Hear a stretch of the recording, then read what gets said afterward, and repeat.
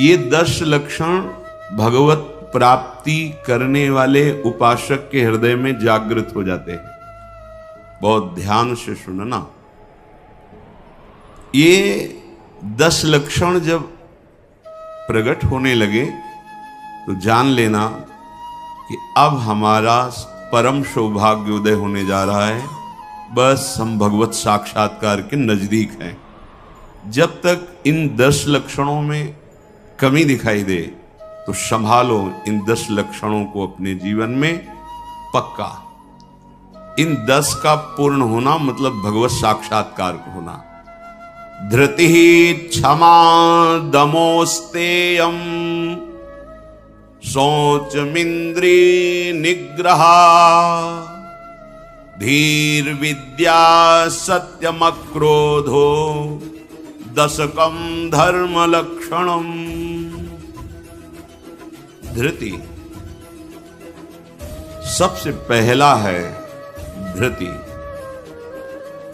किसी भी प्रकार का संकट, अपमान, विपरीतता, प्रतिकूलता, दुख आ जाए, पर जो हमने भगवत प्राप्ति का लक्ष्य लिया है, चाहे गृहस्थ हो या विरक्त हो, भगवत प्राप्ति का लक्ष्य लिया है, अब वो नहीं छूट सकता, चाहे कुछ भी हो जाए। पहला लक्ष्य स्वीकृति इसीलिए कहा है। बहुत जोर की बात है। खुली वस्तु रखी है, बिगड़ी जन्म अनेक की अब वही सुधरे आज हो ही रहा।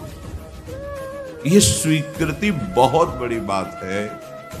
अपने लोग देहाभिमानी हैं तो क्रियाओं पर संतोष करते हैं, क्रियाओं पर विश्वास कर लेते हैं कि मैं एक कर रहा हूं, इसके फलस्वरूप ऐसा मिलेगा।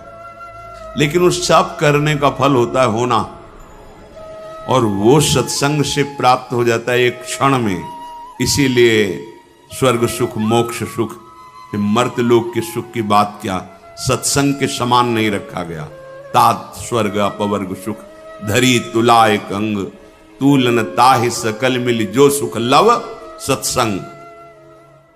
स्वीकृति बहुत जोर की बात है। पहला है धृति। धृति माने किसी भी प्रकार का कोई भी अपमान, तिरस्कार, निंदा, परिस्थिति, विपरीतता आपके मार्ग में आवे पर आपकी स्वीकृति पे अंतर नहीं होना चाहिए। इसे धृति कहते हैं। धृति ये बहुत आवश्यक है भगवत मार्ग के पथिक को। जो स्वीकृति की हुई है उस पे कोई विक्षेप नहीं पड़ना चाहिए। जो